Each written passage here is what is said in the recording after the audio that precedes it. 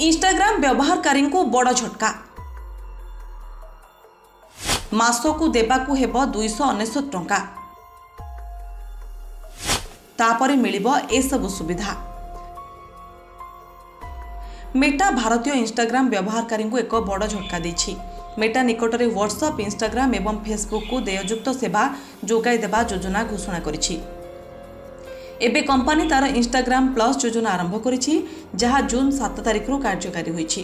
ग्राहकों को आकृष्ट करिबा पई एवं निजर आय बढ़ाइबा लक्ष्य रे सोशल मीडिया कंपनी मेटा भारतीय बजार एक बड़ घोषणा करिछि।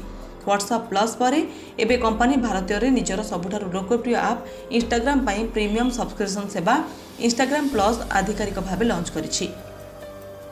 भारत में यह सेवा पई यूजर्स को मासिक 299 टंका देबाकू पड़िबो।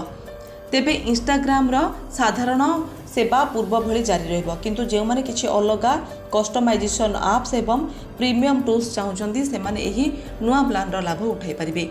एही पेड सब्सक्रिप्शन रे यूजर्स को 3टी प्रमुख क्षेत्र स्टोरी कंट्रोल, एडवांस इनसाइट एवं प्रोफाइल कस्टमाइजेशन उपरे स्वतंत्र फीचर्स मिलिबो।